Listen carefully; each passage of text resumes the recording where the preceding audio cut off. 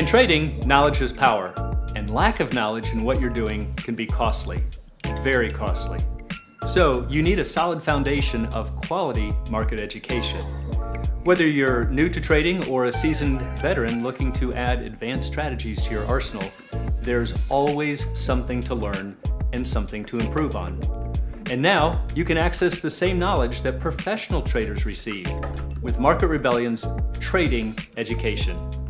I'm Bill Johnson, Head of Options Education here at Market Rebellion, and we've assembled a comprehensive curriculum based on decades of real trading experience, covering everything you need to know about trading options from beginner to advanced.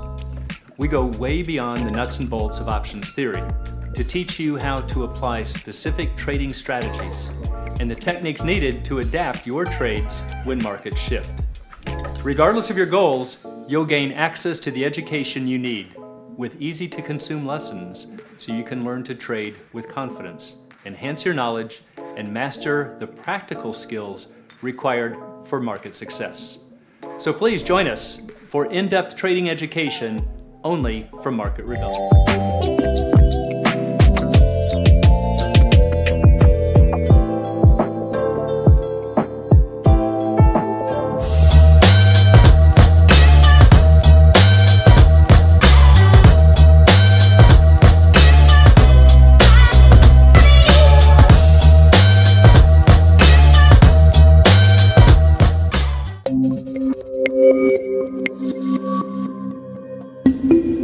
Hey, good afternoon once again to all of our market rebels, and it's that time again. It's Coach's Corner. Stu, welcome. Oh, thanks for having me, Bill. Of course. Well, you're always on here. We always have you.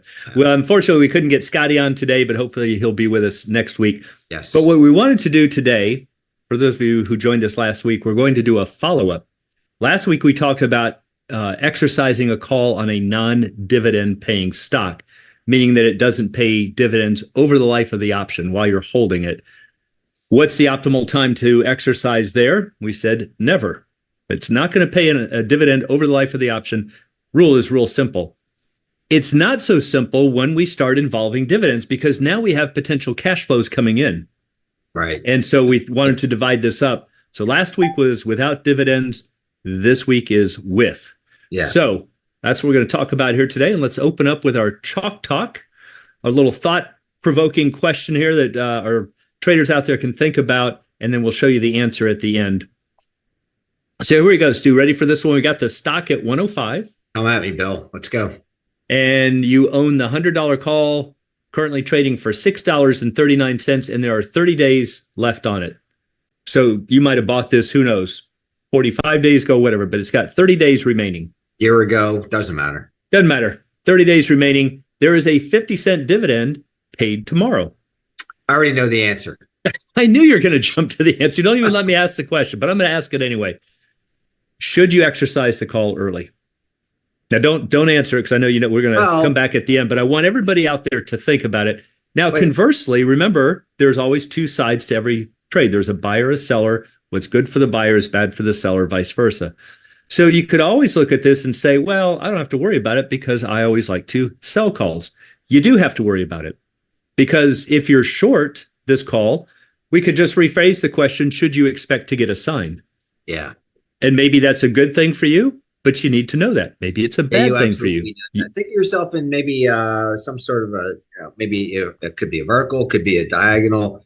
Lots of things, right? Any kind of a short call. You're short this call and, you really didn't count on getting a sign because what happens when you get a sign? You're short the stock and then you have to what, man? You got to pay the dividend if you short the stock. And maybe you didn't take that into account when you were setting up your strategy. So absolutely. Pretty good piece of information to know. That's a pretty handy piece of information to have. Yeah. All right. So that's what we're going to talk about today is, again, early exercise for dividends. It's like getting a bill that what's this bill for? Oh, yeah.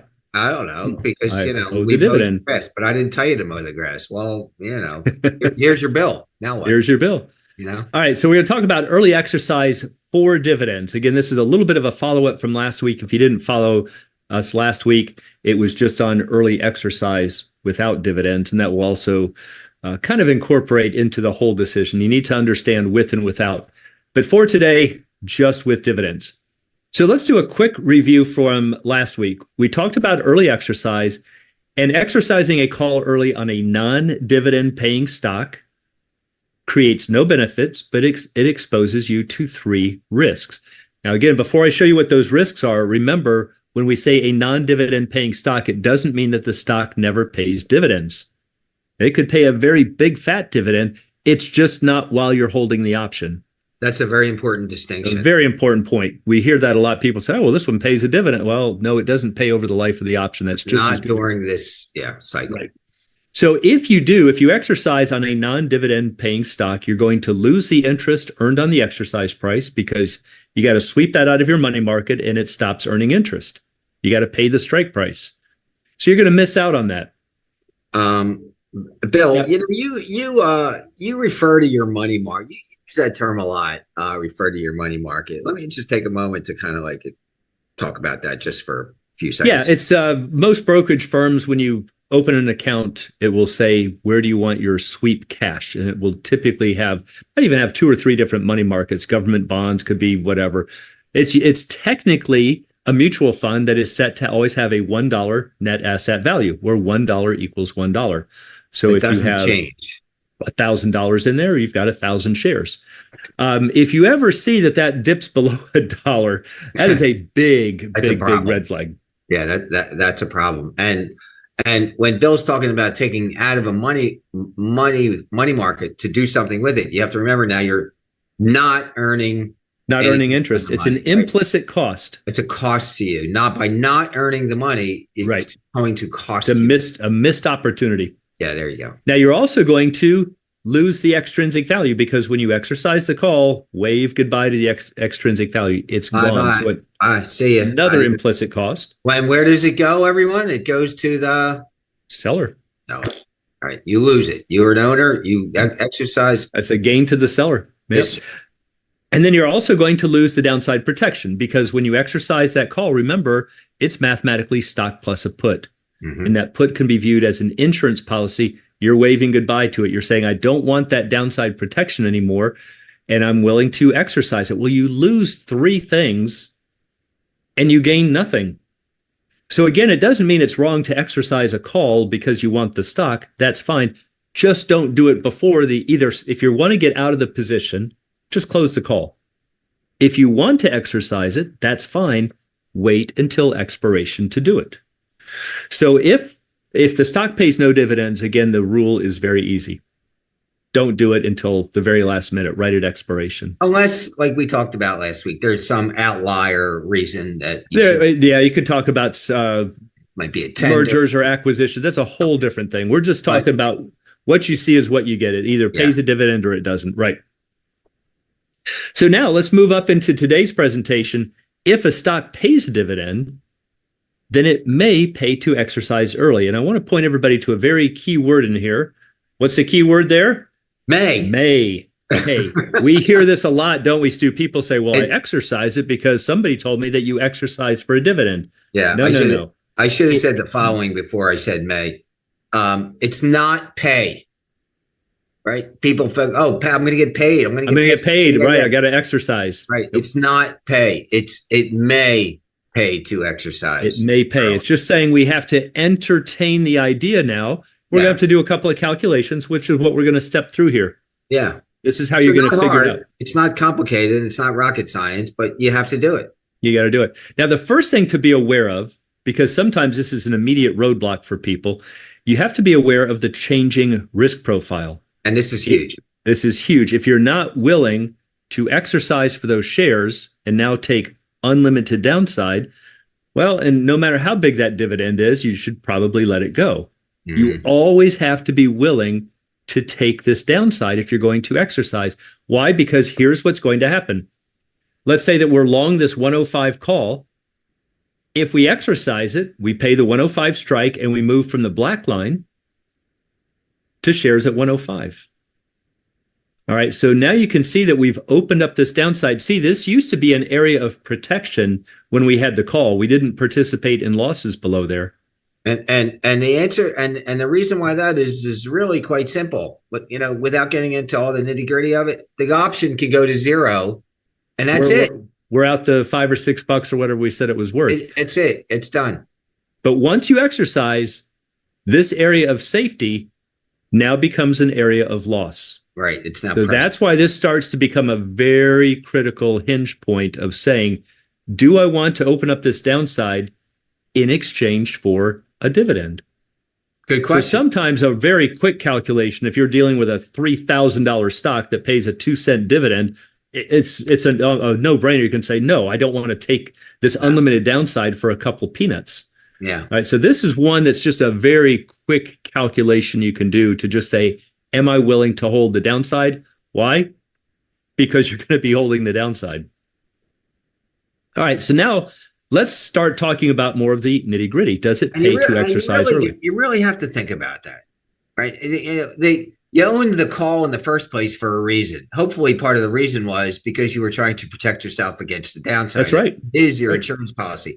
So now when you're flipping into the stock, you no longer have that. You have to really think about, well, is it worth it? You have to weigh the risk and the reward. You always have to weigh the risk and the reward. What am I getting? What am I giving up? You're giving up that protection and you're getting something in return for it. Is it worth giving up the protection for what you're going? Exactly. This is what we're going to talk about here. All right. So now let's say that we do have a call option. We do have on a stock that pays a dividend over the life of the option. And we now have this question, does it pay to exercise early? Or if I'm on the short side, am I potentially going to get assigned? Well, the general rule is that the call must be trading close to parity. Now, remember what parity means. It means that there's technically speaking, that there's no extrinsic value. It's just all intrinsic. But from trading terms would say, if there's a few pennies of extrinsic value, we're still going to call it parity. So you've got the stock at 110. You've got the $100 call trading for $10 and 5 cents. 10 cents, 5 cents. That's parity. That's close enough. It's just all intrinsic value. If it's not, that's going to be a red flag that this is probably not going to be a candidate for exercise, because even if I wanted the shares, I would just sell the call. I'd put that extrinsic value in my pocket and just buy the stock in the market.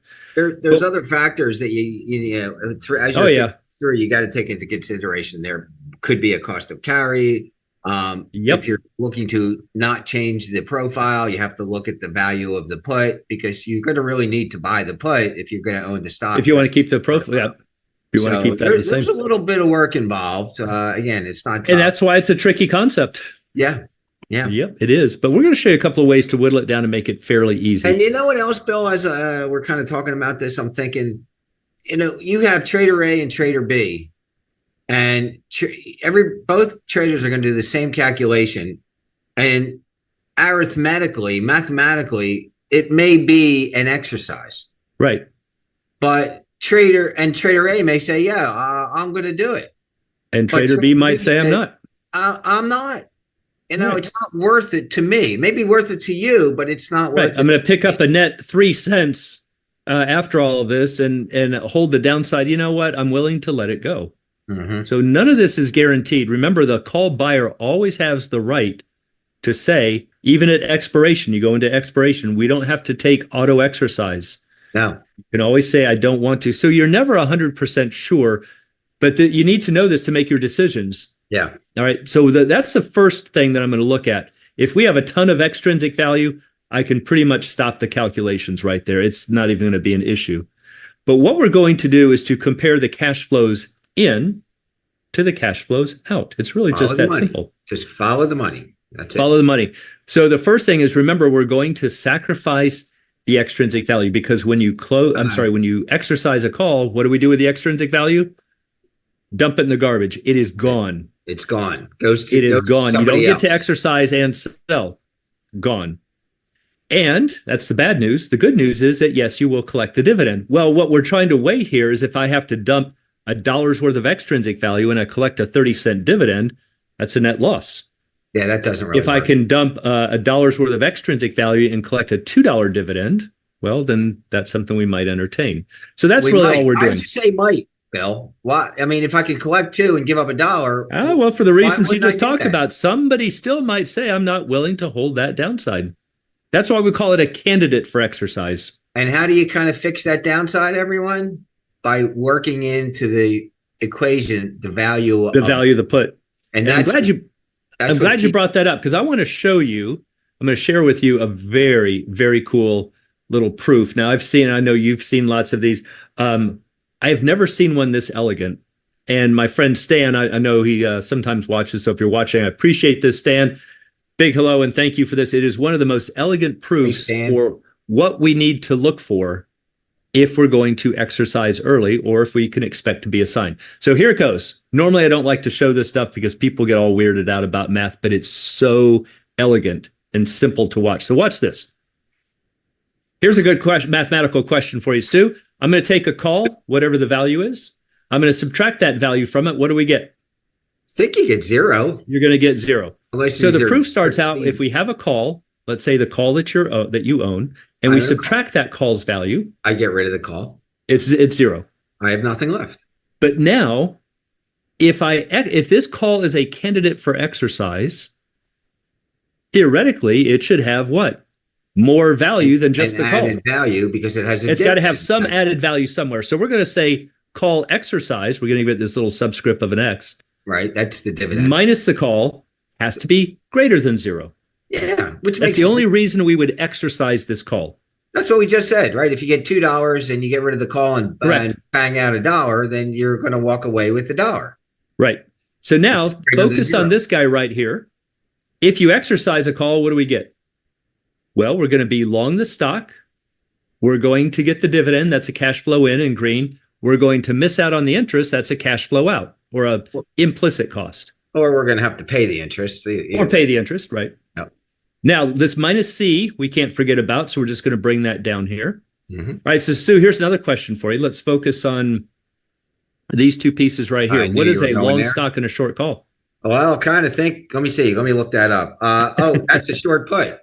That is a short put or a covered call. Correct. Synthetically, it's going to behave like a short put. So if we have a short put on the left side of this greater than sign, and I swing it over to this side, what happens? It changes. It now becomes a long put. So look at the proof. It says that the dividend minus the interest has to be greater than the corresponding put. Corresponding meaning we look straight across the board. I've got the 100 call. I'm going to look at the 100 put.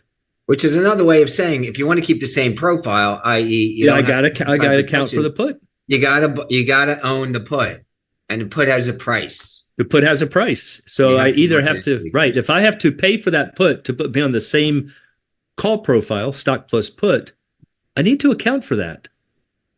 And if I don't, if I'm willing to go to a unlimited downside to a stock profile, I might be able to do it in a more efficient way. And that's why we have to always look at this put. And we're going to talk about that. But this is the basic line in the sand. Is the dividend that you're receiving minus the interest that you're giving up greater than the corresponding put? So, for example, let's say our stock is 105. We have 30 days to expiration. Interest is 5%. Volatility is 25%. Says the $100 call is $639. This is looking a little familiar. The extrinsic value is how much? Right, we got $5 in the money. We've got $1.39. 39. Yep. So there's a little hint. It's not trading near parity. So right off the bat, I'd say this is probably not even close to a candidate for exercise. But let's go and check. The interest is 5%. So we're going to take $5 is what you would earn over the year, right? It's 5% interest times the $100 strike, not the current stock price. Because you're going to pay the strike. You got to cough up $100. But we're only going to give it up for 30 out of 360 days. That's going to be 41 cents that we have to kiss goodbye. But the good news is we're going to get the dividend. So dividend minus interest is what? It's a 9-cent gain. All right, so far it looks good, and this is where a lot of traders stop. But remember, you're opening up that downside. So now with the stock at 639, if we looked straight across the board at the 100 put, the pricing model says that put would be trading for 98 cents. So think about it. The interest that you're giving up on this $1.39 of extrinsic value is made up of interest, and it's also made up of a volatility value. This is just the pure volatility value.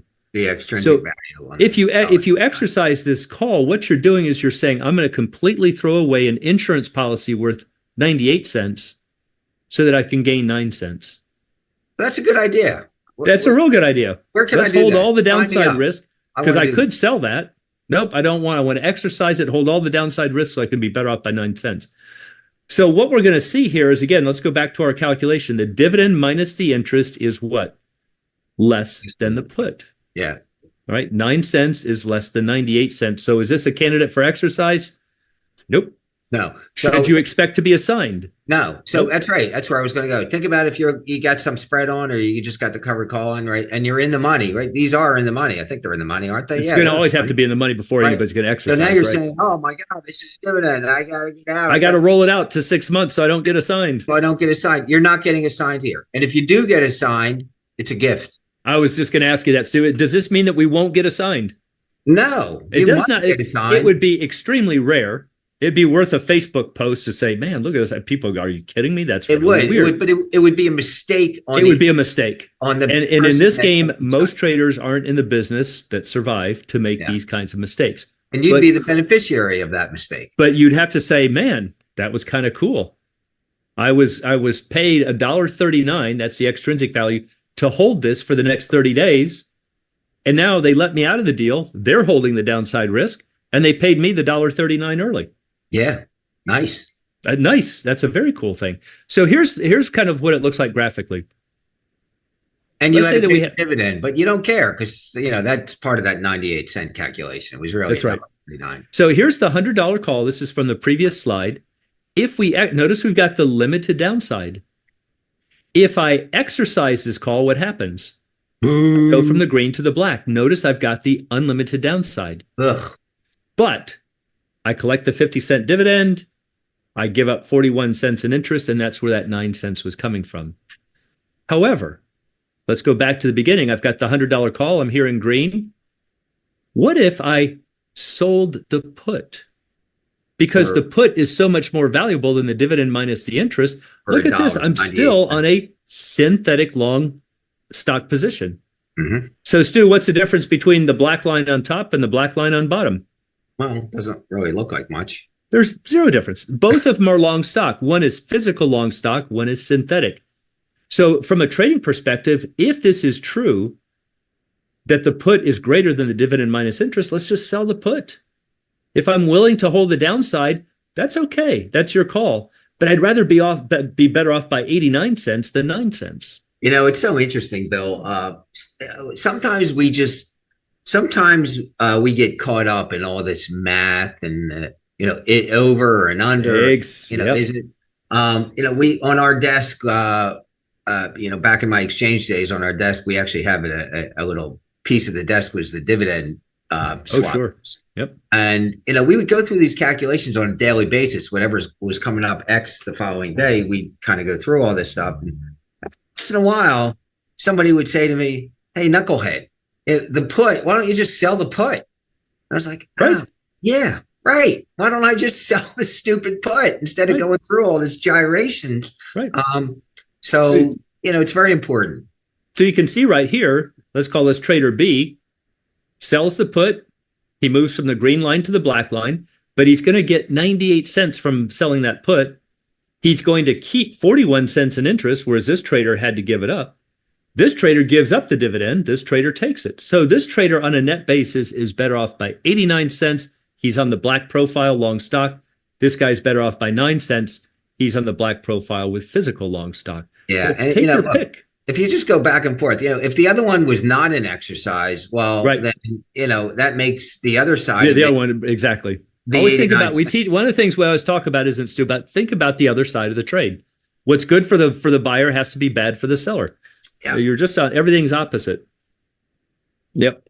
Okay. So hopefully that's a good graphical thing to see why we want to compare the value of this put. And in my humble opinion here, Bill, which that and $3 gets you on the bus these days, the biggest takeaway from all of this is that you have to realize, everyone, that you're changing your profile, your risk reward profile. Well, let's talk about that. Let's say that the guy says, all right, yes, I'm willing to exercise and I want to go to here. Well, you're not comparing apples to apples. You're comparing a long call, relatively safe, to long stock. It's got the unlimited downside. But I could say, well, you know what? I've got the stock, but let me go buy the put, which is going to cost me 98 cents. And I'm going to go right back to the green line, but now I'm worse off because I had to pay 98 cents. See, that's the whole argument. Financially, it's not a good thing to do. It's just not a good thing. Not a good thing to do. Yeah. All right. So let's talk a little bit more about exercising calls for dividends. What you're going to do, this is a little summary. You are going to check if the dividend minus the interest is greater than the corresponding put. Remember what the corresponding put means. If you've got the 100 call, look straight across the board for that same expiration. That same strike put is called the corresponding put. If you're buying the put, same call would be the corresponding call. They're just matched. So we're going to just see if that's greater. And if yes, then it makes financial sense to exercise early for the dividend. Because what you're saying is that this insurance policy is virtually worthless. I'm holding all the downside anyway. But if no, then don't exercise early. Or if short, don't expect to be assigned early. Yeah. All right. So here's your calculations. Dividend minus interest is greater than the corresponding put. It's a candidate for exercise. Expect to be assigned. If the dividend minus the interest is less than the corresponding put, it's not a candidate for exercise. Don't expect to be assigned. And again, it doesn't 100% mean does not mean it's going to be yes or no. We're just saying this is where the decision comes down to. If you're on the fence and you're going, dividend minus interest is maybe slightly better, I wouldn't call it a good deal, but somebody else would be. But you're on the fence about it. Okay, maybe roll out that short call. Maybe just to. But my point is that these are the things you have to know to make those decisions. Because otherwise you'll see traders that go, I've got to just roll this out because a dividend's about to be paid. And suddenly they're holding a 3-year leaps option on something that they started out with as a couple of weeks because they keep fearing these dividends. And something else, Bill, as I'm thinking back and doing this, we would do these swaps. It wasn't always the front month or the front week. Oh, yeah. No. Sometimes these were 3 months, 6 months, even 9 months, even a year out. Mm-hmm. Right. These calculations hold true wherever the time. That's correct. The time is. Yep. If you have a stock that has a low volatility, low price stock, but for some reason have a fairly large dividend, sure, it might pay for 20 or 30 days out or 45 days out. It could. Yeah. Or more. I mean, I kind of remember exercising calls, trying to break into the pool of options that were 6 months out or sometimes on special divs. Yep. A year. When was that? What was the one when Microsoft paid that special $3 dividend? That was, I remember that. That came, that was unexpected and totally unexpected. Well, that's a separate deal. Yeah, right? We got to go there. You got to look at the put, and of course, pieces of the dividend are going to be pushed into the price of the put. But you have to look at it. You have to look at it, especially. You don't want to be the person that's long and gives up the money when you could have had it. And you don't want to be the person that's shorted and gets assigned when you didn't count on getting assigned. It wasn't part of your picture. Yeah. And that's really what all of trading is about. It's not about necessarily having a crystal ball and knowing everything that's going to happen. It's how do you make the best decisions? All right. So again, if you think that it might be an exercise, I don't want to get assigned, let me roll it out. Was that the right decision? We'll never know. But under the circumstances, if that was your goal to not get assigned, it looked like it was close, and I'd say it was a good decision. You accomplished your goal. You accomplished your goal, and that's the best. Who's going to argue with that? I don't have to argue with your goal. Now, there is one thing that overlaps with exercising for a dividend compared to exercising for none, which we talked about last week, and that is this rule. No matter your reason for exercising a call, whether there's a dividend involved or not, wait as long as possible. That is always true. That's why if it doesn't pay a dividend, the rule is easy. Wait all the way until expiration. But what you're saying here is that if it makes sense to exercise, let's say for a dividend, you still want to wait as long as possible and therefore exercise the day before the X date, which is when that dividend will be paid. If the X date is going to be 30 days from now, why don't you exercise it today? Because you're going to pay out that interest. You're going to be holding all of that downside. Yeah. And So and who knows where the stock is going to be 30 days. so you're going to might regret it big time tomorrow. Big time. And here's another thing on this exercise the day before the X date. Exercise like 1 minute to 4. Right. You don't just do it at 9:30 a.m. Exactly. No. Wait, see how the day unfolds. Things may be dramatically different. Or wait until 5:30 p.m. You can wait until see what happens after hours. Get as much information as you can. Yeah. Right. Very good point. So again, the reason that you want to wait as long as possible, you're going to maximize the amount of interest because you're leaving your that you're going to cash get or in the minimize money the market interest that longer. you're going to pay. You're going to sacrifice less extrinsic value because let's say it's another 10 days. Yep. Some of that extrinsic value is going to bleed off. Yep. And that means that you're holding onto your insurance policy longer. And that you also, it reduces the time that you're going to be holding that long stock position. All right. So remember what we talked about last week. It doesn't matter when you exercise, you're going to pay that strike price. So there's no real rush, but there are a lot of benefits for waiting. Okay, so now with that, Stu, let's go ahead and I know it can seem like a lot to take in, but it's really that simple: dividend minus interest greater than the put. Or we could also say dividend minus interest minus the value of the put has to be greater than 0. Yeah. But let's do a couple of examples for people. And again, if it's a little difficult, remember everything is when you first learn it, but you got to just keep working with it. So let's look at kind of a big picture one without getting into the details. So here's NVIDIA. And it pays a whopping 0.018%. Excellent. Now, that's not 1.8%. That is 0.018%. Yeah, in other words, they don't really pay it. They don't, let's call it none. It's 0.041 quarterly. Yeah. Kind of surprising that they even do for all of the supposed projects that they have, but it's a $900 stock. So here's one thing that you can look at right off the bat. All right, if let's say that you have a 30-day call and it's a 700 call, it's deep in the money, you're doing a stock replacement and you're wondering if you should exercise for this wonderful dividend. Well, the interest on $700 at 4% times 30 out of 360. Remember, we're not getting this 4% for the full year. We're only getting it for 30 out of 360 or 1/12 of the year. That's $2.33. Nothing else needs to be said. What if this were a 1-day call? Interest is 8 cents. It's still bigger than the dividend, twice as big. So you can tell right here, I don't even need to, I can already tell just from the cost of carry and from the size of the dividend, you would have to be so super deep in the money. Yeah. And I mean, who's going to hold a call like this? I was looking down because I was calculating a 1-day interest rate on my calculator here. And yeah, it's like 8 or 9 cents. Yeah. Even 1 day. So, even if you owned, look, even if it was like a 500 strike price, I mean, the stock probably not going to be exactly right. And maybe you haven't rolled it, you still own it, and no, it's going to cost you more in interest to carry the stock even for that 1 day. Yep.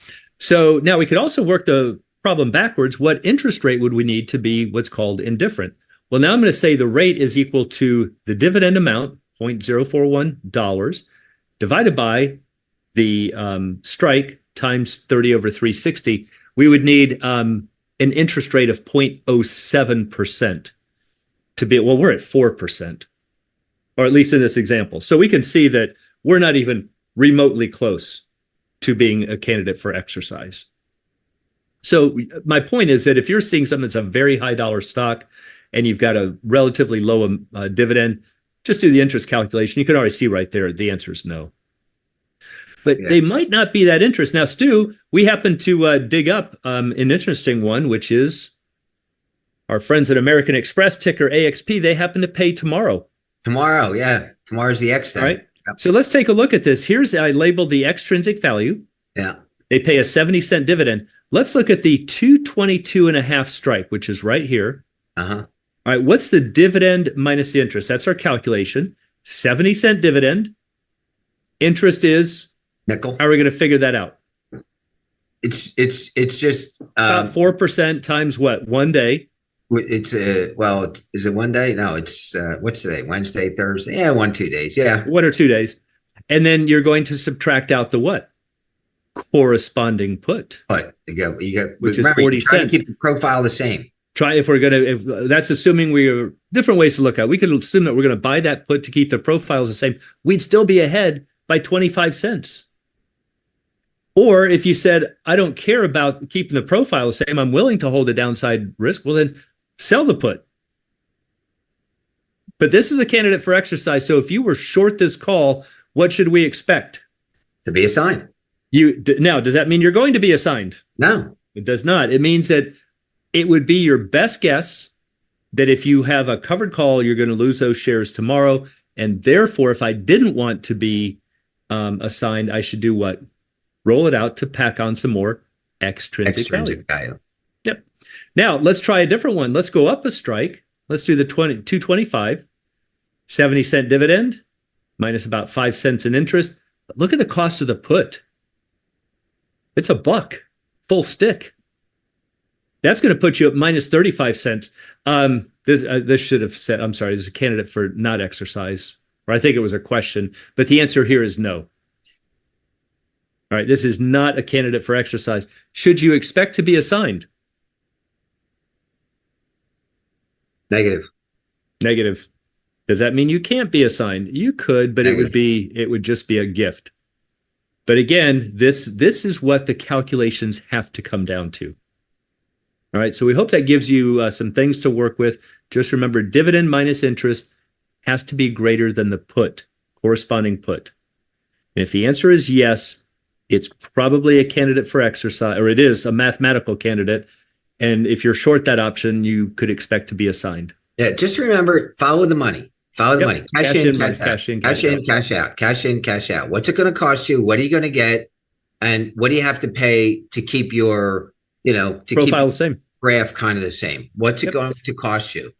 Right? If there's an economic, and oftentimes I talk in my classes about an economic benefit. That's the economic benefit. If there's an economic benefit, if it's you should do it. Cash flow, after you do all this, then it's a candidate for an exercise, and you should expect to get assigned, or you should exercise your call and go ahead and buy the put to keep the same profile. Exactly. Whether you choose to or not, that's another story. We talked Whole about different story.